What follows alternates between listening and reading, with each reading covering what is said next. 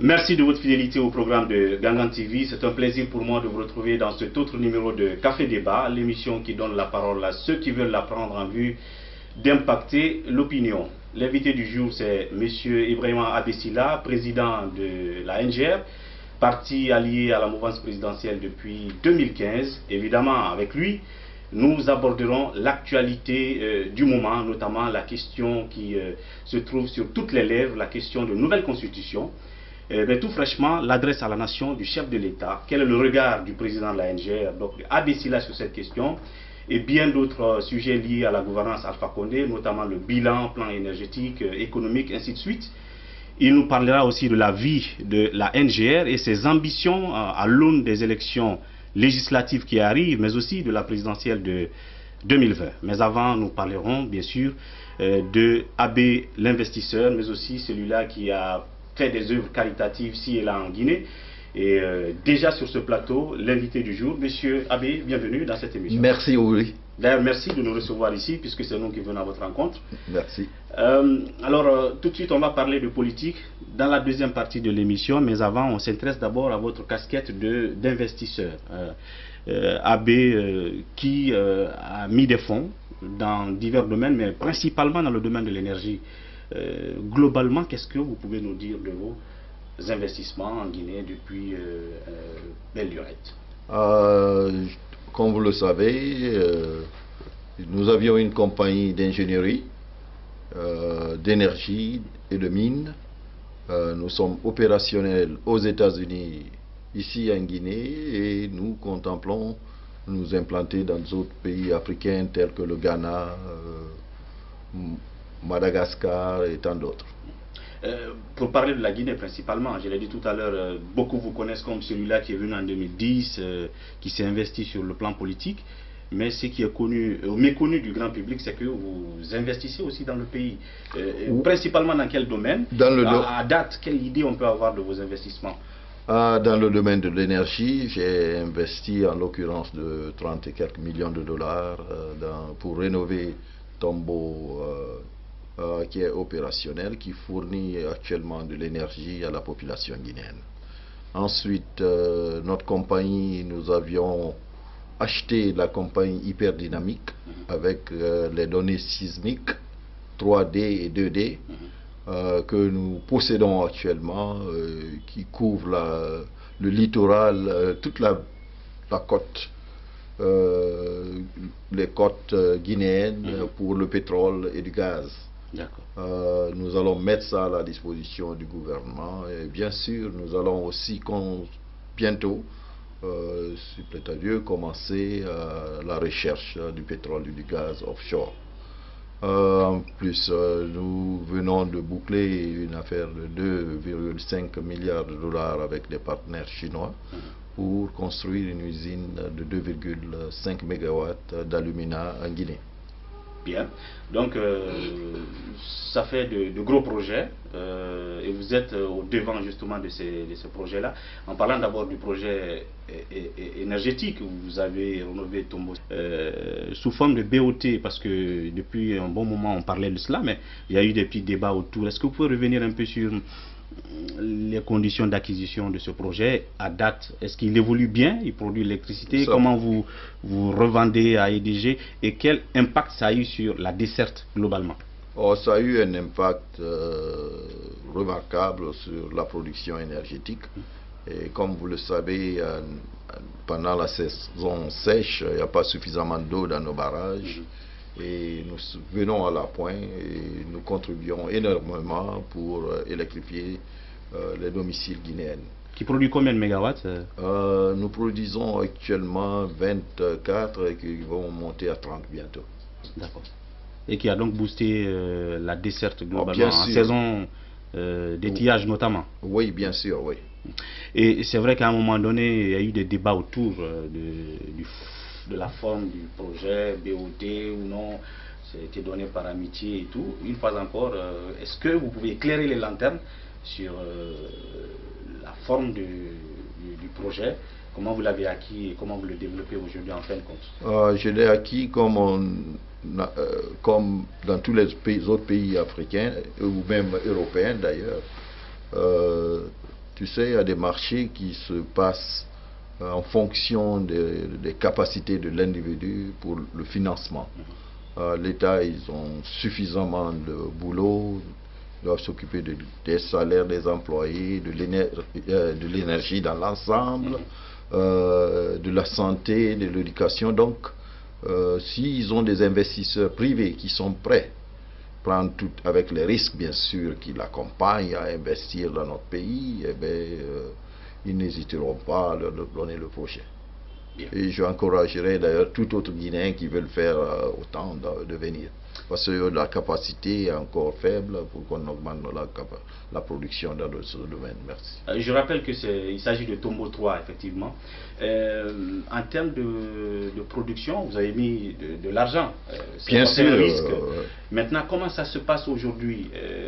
Aujourd'hui, vous produisez près de 30 MW en termes de paiement par EDG et tout.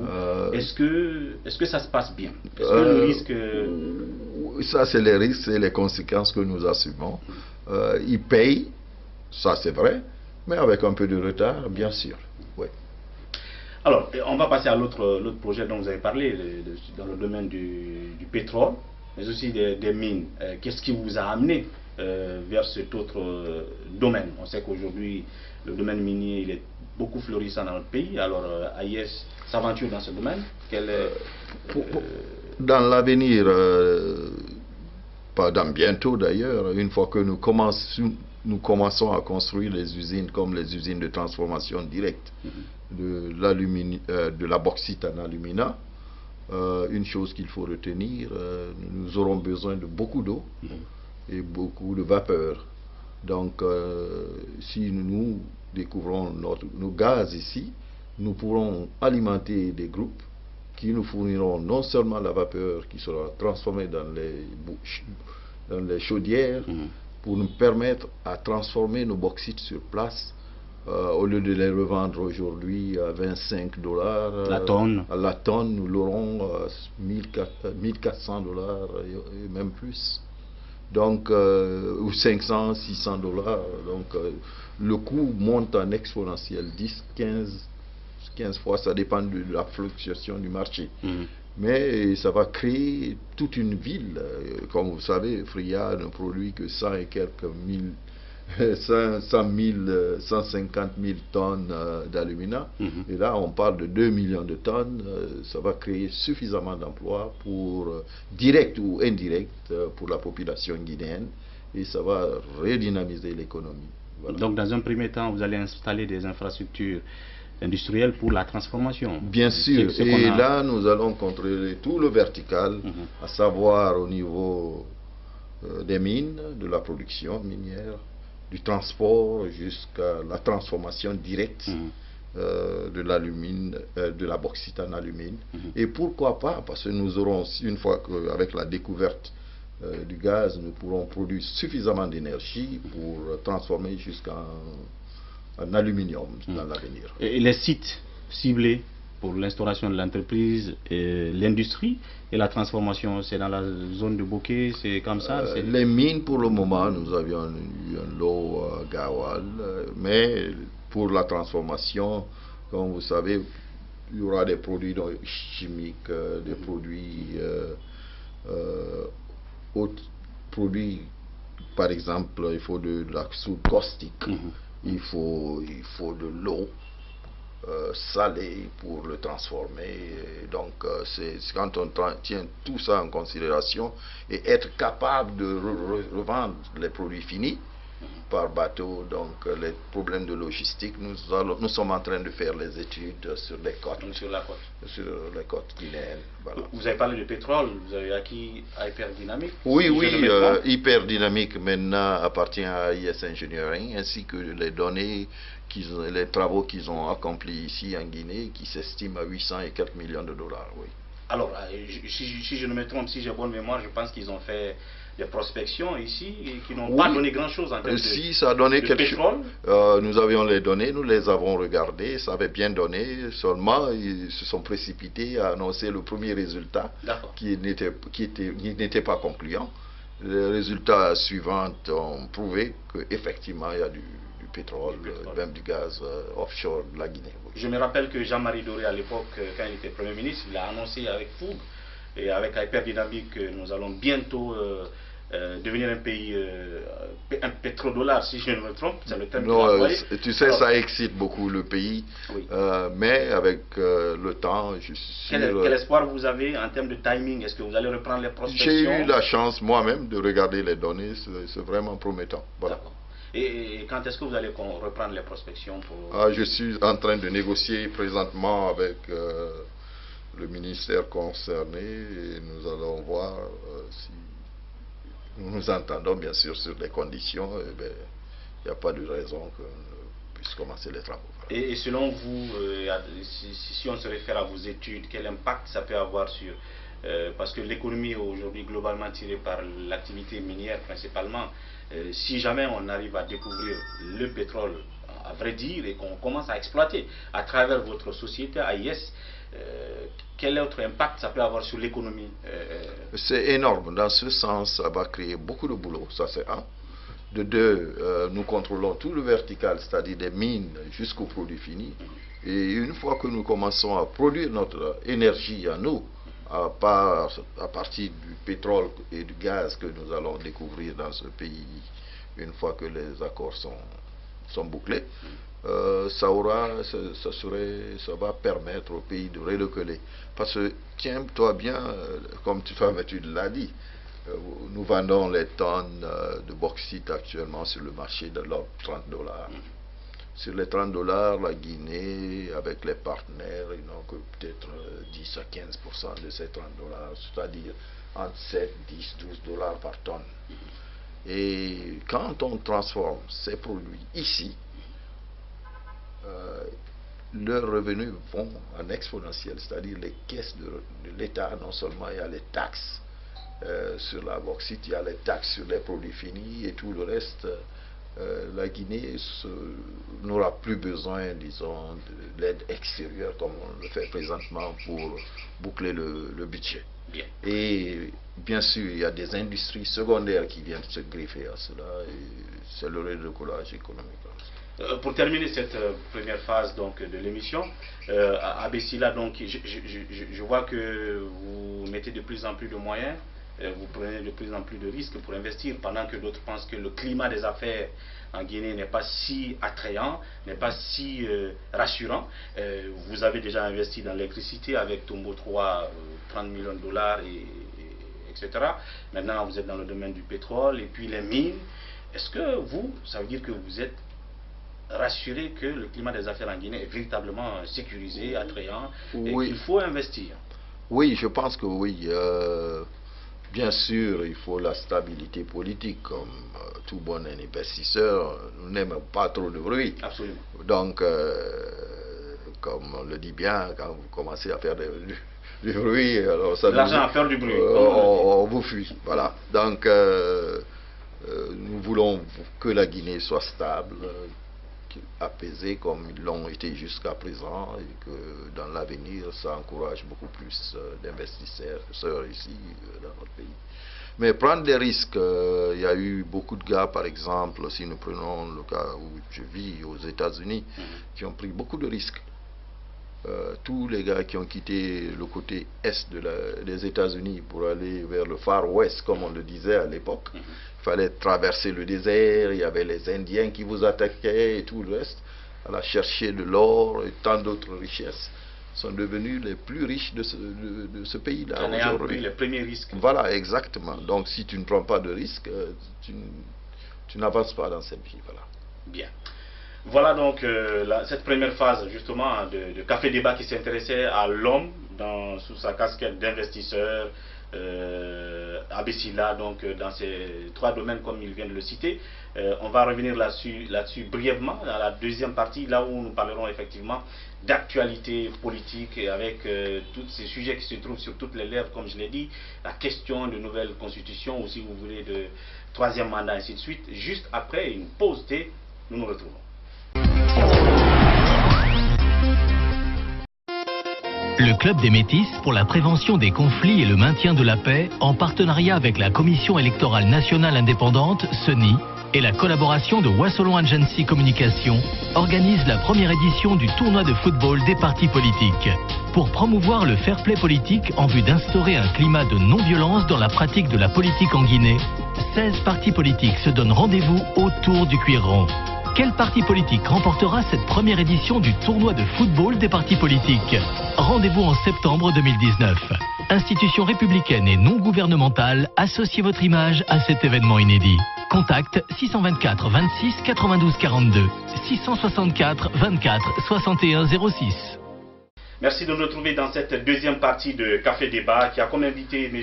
Ibrahima Abessila, président de la NGR, je l'ai dit tout à l'heure, parti allié à la mouvance présidentielle depuis 2015. Mais comme vous l'avez compris, l'homme n'est pas que politicien, c'est un investisseur qui met des fonds dans ce pays depuis un certain temps dans le domaine social, mais aussi en termes d'entreprise. Il vient de parler de ses récents investissements et des plus récents d'ailleurs dans le domaine du pétrole, du gaz, mais aussi des mines. Et pour clôturer finalement ce chapitre-là, en termes d'emploi, parce que les jeunes qui vous regardent, ça les intéresse, le côté emploi, qu'est-ce que ça peut donner? Déjà, le projet énergie est sur place depuis un certain temps, Tombo.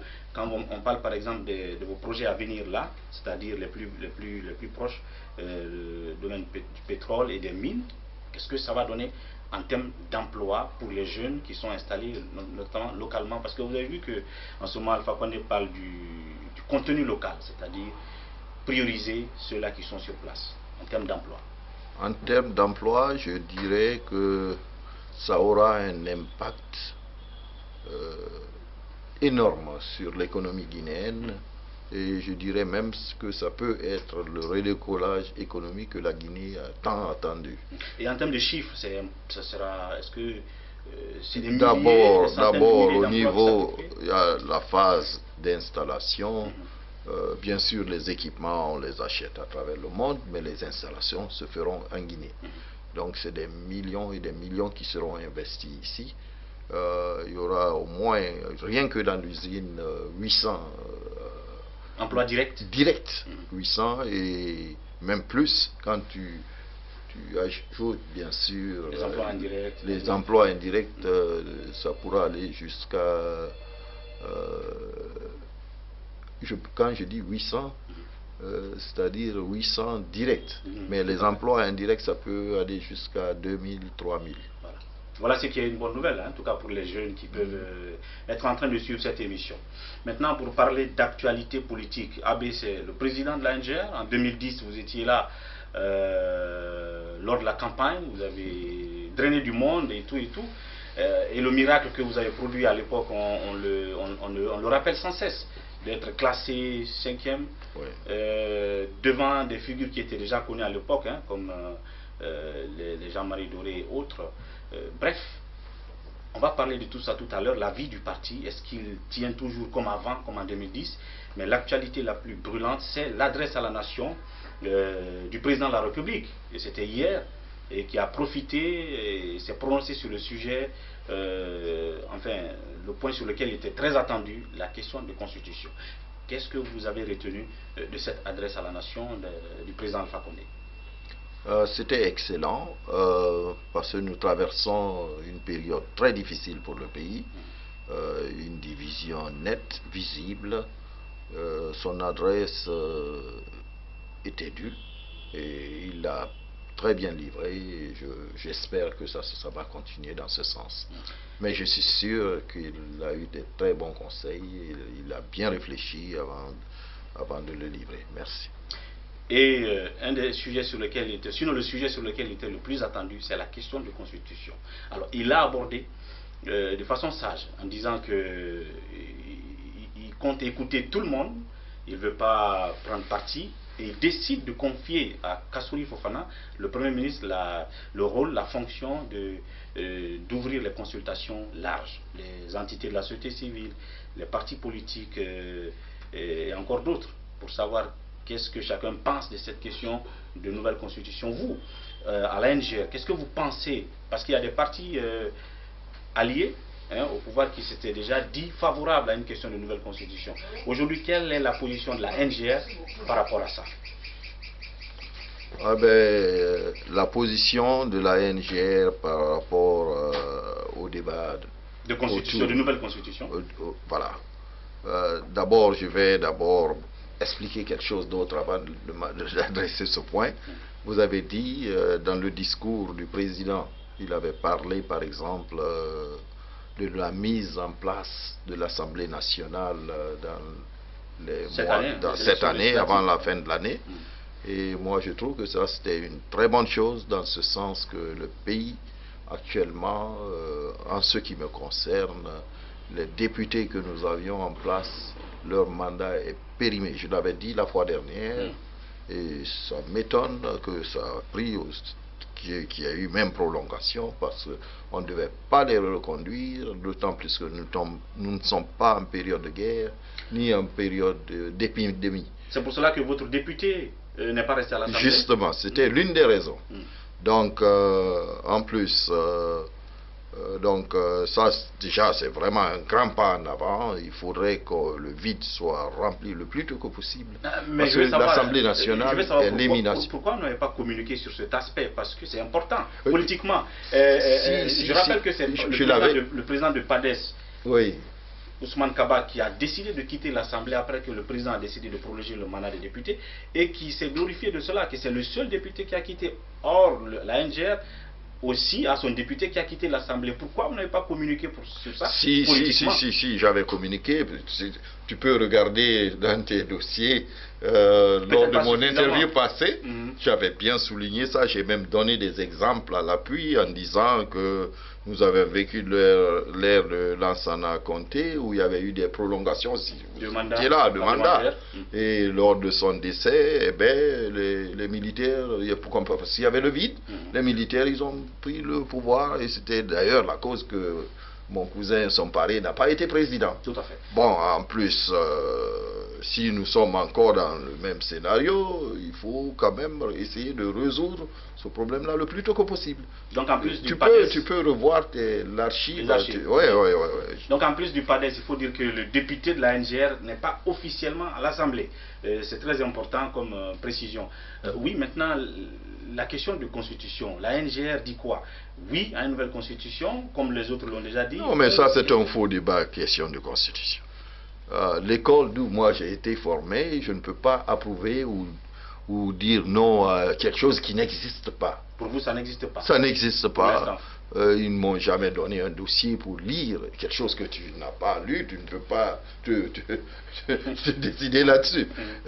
Dire que tu approuves une constitution que tu n'as jamais lue, eh bien, je me demande de quelle école tu sors. Ou bien que tu es contre d'une constitution que tu n'as jamais vue. Donc, laissons d'abord le temps au temps, que ça soit déposé, mis sur la table, et qu'on nous donne le temps de le lire, et également que le président se prononce là-dessus. Et une fois que ça c'est fait, nous allons prendre la décision, nous allons revoir et puis prendre nos décisions en conséquence. Merci. Puisque c'est pour ça que le président a dit que Kassory doit rencontrer les entités politiques, déjà, il y a des partis politiques qui ne veulent même pas rencontrer Kassory parce qu'ils pensent qu'il n'est pas crédible. Il a déjà dit qu'il est doublement pour oui. Mais si jamais il venait vers la NGR, quelle serait votre position? Est-ce que vous allez dire, bon, on n'a pas encore vu d'ailleurs cette constitution, donc qu'est-ce qu'on peut dire là-dessus? Non, vous n'allez pas recevoir peut-être j'ai très mal compris sa déclaration d'hier, mais ce que moi j'avais compris, Kassory venait pour une consultation pour mettre l'Assemblée nationale en place. Il va mener une consultation au sujet de la question de nouvelle constitution. Toutes les entités doivent se prononcer officiellement à ce sujet, y compris les partis politiques. Bien sûr, c'est ce que nous attendons. S'ils nous déposent la constitution devant nous, le projet, nous allons le lire, voir si ça... si la constitution dit que Abessila ne peut plus être candidat, qu'est-ce que je dois dire? C'est bête de le dire maintenant que je l'approuve. Et je ne peux pas m'opposer non plus, parce qu'ils n'ont rien présenté pour le moment. D'accord. Donc, il ne faut pas mettre les charrues avant les bœufs. Voilà. Ça, c'est un faux débat. Alors donc, en attendant, bien sûr, que Kassory nous ouvre cette large consultation et qu'on connaisse la position de la NGR dessus, l'autre sujet, c'est que vous êtes un parti allié, je l'ai dit tout à l'heure, bien sûr que oui, à la mouvance. Oui.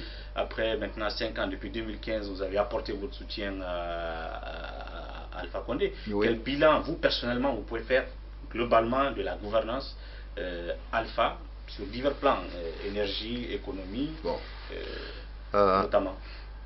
Si vous regardez bien le projet de la NGR, le projet de société que nous avons mis en place, c'était autour de 4 axes. 1. Il fallait avoir les moyens de sa politique. 2. Il fallait mettre des institutions en place, le socle de la gouvernance. Et 3. C'était comment gérer ça pour redémarrer l'économie locale pour que la Guinée aille en avant. C'est-à-dire construire les infrastructures et tout ce qui s'ensuit. Le premier, c'était la justice.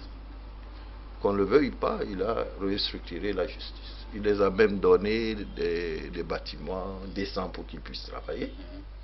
Il a restructuré, peut-être tout n'est pas encore en place. Donc, déjà, il y a eu un progrès dans ce sens.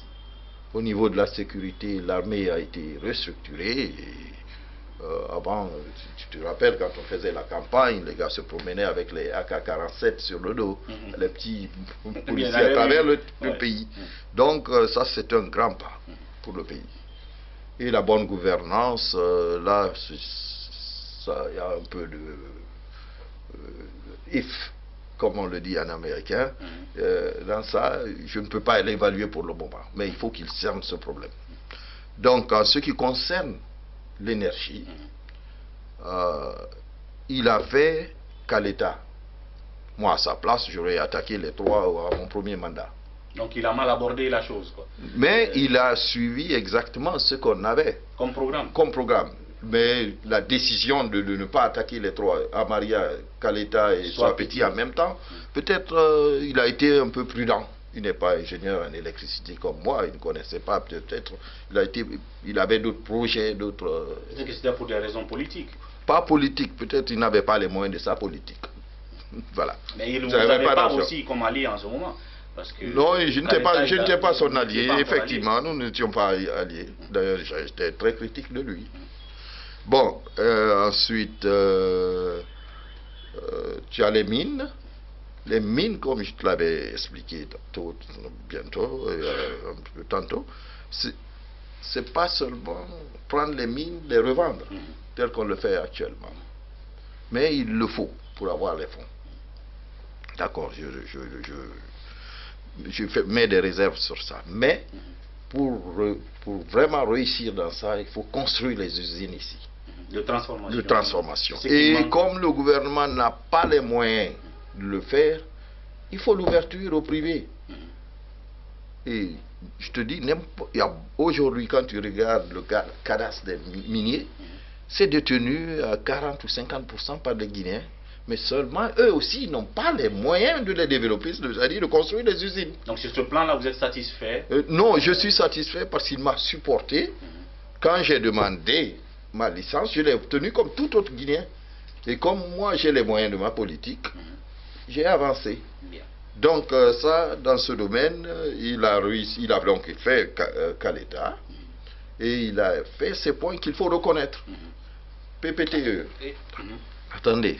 Le fameux PPTE, c'était un succès parce que nous avions réduit nos dettes. Il faut le reconnaître. Et tout était rouge quand il prenait le pouvoir. Maintenant, c'est encore orange, quelque part vert. Ben, ça, c'était au premier terme. Et vers la clôture, c'était Ebola qui a complètement surgi. Donc, je peux vous résumer ça. Je l'ai dit il y a quelques années, je crois que nous avons fait l'interview ensemble. Je l'ai décrit comme suit. Tu sais, en Guinée, chaque samedi, c'est les réunions des partis politiques, que ce soit de la mouvance ou de l'opposition. Qu'est-ce qu'ils font? Quand nous avons fait les élections en 2010, après notre échec, j'aurais souhaité qu'on gagne, bien sûr, mais après notre échec, et une fois qu'on a reconnu l'adversaire, tu le laisses faire. Si tu ne peux pas l'aider, eh bien, tu lui laisses travailler. Bien. Mais les samedis, il y avait des réunions chaque samedi pour préparer les marches les mardis. Donc vous pensez que les multiples... Attendez, je n'ai pas fini. Donc les dimanches, ils se reposent. Le lundi, ça commence. Et avant le mardi soir, on a 2, 3, 5 corps qui sont là. Parce qu'il y avait, quand il y a 500 000 personnes qui sortent, et avec automatiquement, il y aura des violences avec les gars armés qui essaient de le canaliser. À l'époque, ils utilisaient même des armes. Les balles réelles. Les balles réelles, il n'y avait pas de l'eau chaude ou bien d'autres armes pour maîtriser la population. Donc, mercredi, jeudi, c'était les enterrements. Vendredi également, c'était l'heure de prière pour finir d'enterrer. Jeudi, samedi encore, les réunions. Et puis, dimanche, ils sont tous fatigués, et les militaires et les politiciens, ils sont là, ils attendent pour la semaine prochaine. Et le cycle a repris pendant 2 ans. Vous l'avez témoigné. Donc il y avait plus frustration des deux côtés. Et ça couplé avec Ebola, c'est pourquoi moi je l'ai supporté en 2015. C'était la raison.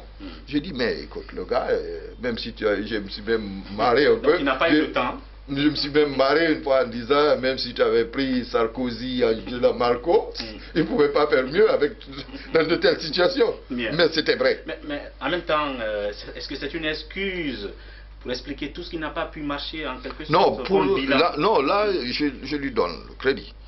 Maintenant, pour son deuxième mandat, c'est mitigé. Bien. Dans le domaine de l'énergie, il continue son projet. Il y a son petit qui est en ligne. Mais quand il a formé le premier gouvernement, il voulait un gouvernement de jeunes, mais c'était un gouvernement qui n'avait pas d'expérience. En 2015. En 2015. Et les résultats, les 2 premières années, étaient cata. Bien. Là, ça n'a pas fait, il n'a pas évolué comme il le pense. Et après ça, il y a ce fameux 3e mandat, les constitutions qui freinent un peu l'évolution économique de ce pays. Donc, mais ceci dit, il continue à suivre son petit bout de chemin dans le domaine économique, mais globalement c'est mitigé. Bien. Voilà. Donc, en résumé, son premier mandat était bien. Qu'on le veuille ou pas. N'importe qui, même moi, si j'ai des gars qui sortent chaque année, une fois, chaque semaine, je ne saurais pas comment le faire. Hein. Bon, voilà, c'est ce que je pourrais dire dans ce sens. Et en parlant toujours de votre alliance, on a une idée sur le bilan. La NGR, est-ce qu'elle a été suffisamment impliquée dans ce bilan que vous venez de décrire? Visiblement, on dirait non. Pourquoi la NGR n'est pas dans la gouvernance? En tant qu'allié, il n'y a pas de ministre, la NGR directement n'est pas impliquée dans la gestion du gouvernement.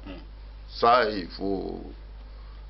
Pourquoi? Parce qu'aujourd'hui, il y a d'autres qui sont venus de l'opposition, aussitôt venus, ils sont bombardés ministres d'État, ils ont des préfets, ils ont des gouverneurs, alors que la NGR, là, depuis 2015, est-ce que vous n'avez pas voulu qu'on vous implique dans la gouvernance pour que vous marquiez de votre empreinte cette gouvernance Alpha Condé? Attention, quand on parle de la NGR, il faut aussi parler de Abessila, bien sûr.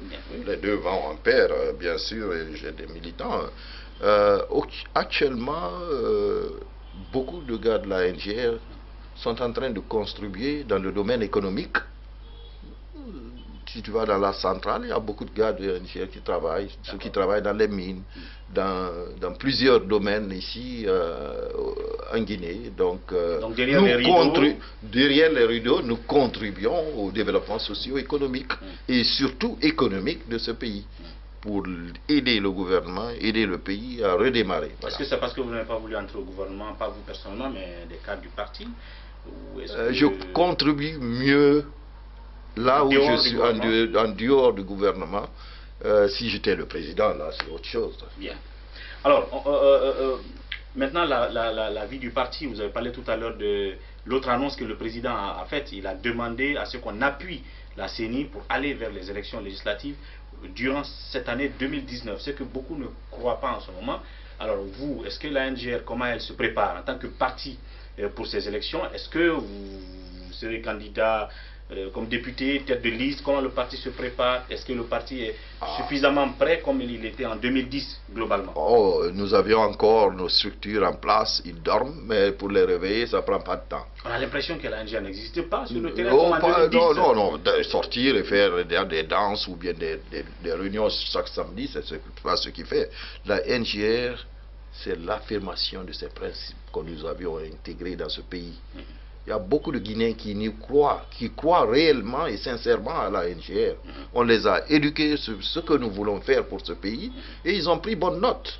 Donc ça ne demande pas beaucoup de temps pour réveiller tout ce monde. Donc la NGR, c'est toujours ce parti qui a fait 5-4% en 2010, qui a mobilisé autant de monde de façon transversale. Attention, même ces résultats... La NGR est toujours ce même parti fort mobilisé. Écoutez, les élections législatives, nous serons là. Vous serez candidat? Et je serai tête de liste de la NGR. Vous savez, depuis 2010, je ne me suis jamais présenté comme tête de liste pour faire une compétition au niveau national. Alors cette fois-ci, vous aurez ma photo. Ils vont faire le choix entre moi, Sidia, Selou, le représentant du RPG Arc-en-Ciel. Donc nos photos seront là. Donc vous serez tête de liste pour les élections législatives à venir. Bien sûr. Et là, ça va changer les dons, j'espère. Et puis après, il y aura la présidentielle. Est-ce que vous êtes toujours, je veux dire, ambitieux pour être candidat à la présidentielle? Nous allons un pas à la fois. Nous parlons des législatives que nous avons. Et après, on verra. Bien. Et puis, deux sujets pour terminer, ou sinon deux angles pour terminer. Abessila, Alpha Condé, les relations personnelles, au-delà des relations politiques et tout. Comment ça se passe aujourd'hui? Politique, Abessila, c'est Abessila. Je critique Alpha quand je veux et je l'appuie quand je veux. Alpha, c'est un frère, avant tout. Et franchement, nous avions de très bonnes relations. Il m'a supporté sur tout ce que je fais et il a supporté beaucoup d'autres hommes d'affaires en Guinée. Et tiens-toi bien, pour qu'un pays décolle, il faut que ça soit le secteur privé. Et il encourage cela, même à travers les réunions et tout ce qu'il faut pas. Chaque fois qu'il voyage, il voyage avec les hommes d'affaires. Et comme malheureusement, ils ne sont pas tous formés pour capitaliser sur ça. Moi, je suis allé, j'ai fait un contrat B2B, business to business, entre moi et une compagnie chinoise pour avoir les 2,5 milliards. Mais... il faut en avoir l'expérience. Non, il faut d'abord avoir l'expérience et également il faut rassurer les gars que tu es capable de le faire. Voilà. Être solvable. Et puis, est-ce qu'il vous arrive d'appeler Alpha Condé quand ça ne va pas pour dire oui, je pense que ce qui se passe là, c'est pas bon, il faut faire ci, il faut faire ça. Est-ce qu'il tient compte de vos conseils ou est-ce que c'est quelqu'un qui n'écoute pas? Des fois il écoute, des fois il n'écoute pas, voilà. Bien. Et puis, j'ai dit tout à l'heure, l'autre casquette de l'homme, Abessila, c'est aussi quelqu'un, évidemment, sachant qu'il est guinéen, même s'il a réussi aux États-Unis, a toujours investi pour les plus pauvres socialement à la base. Des écoles, des centres de santé. Sur ce plan-là, quel impact vous avez constaté sur le terrain vis-à-vis de vos activités ou de vos actions caritatives que vous avez menées sur le terrain, ci et là? Nous avons le point, par exemple, je dirais que 60% de tous les journalistes qui servent aujourd'hui dans les télés privées en Guinée ont été formés par moi. Cette entreprise de médias, le presse que vous avez créée. Voilà, exactement. Ils se sont éparpillés, ils sont dans beaucoup de médias aujourd'hui. Et ça, c'est pas connu des Guinéens. Aujourd'hui, c'est les meilleurs journalistes de la Guinée sortent de cette école. Ça, c'est un. De deux, les centres de santé, nous continuons à le faire. Et dans l'avenir, surtout que nous allons faire des grands investissements ici, nous allons avoir des actions faramineuses pour les populations les villageoises et paysannes de ce pays. Oui, c'est eux qui vous ont le plus touché. Oui. C'est où vous avez réalisé et que vous avez compris après, effectivement, que ça a changé la vie de certains à la base, en termes d'école, en termes de centre de santé. En termes de centre de santé, par exemple, un exemple, c'est à Fangé. Fangé, c'est dans Forikaria. Forikaria. Dès que nous avions fini notre centre de santé de Faranié, la Guinée a été touchée par Ebola. Et c'est là-bas où on traitait tous les hommes qui avaient Ebola dans le corridor nord de Forikaria. Alors vous voyez, l'impact était palpable, c'était visible. Et également, dans d'autres centres, nous avions équipé au moins 5 ou 6 hôpitaux ici d'équipements, de lits, d'équipements médicaux. Et vous avez Kindia, Kankan, Sigiri, un peu partout.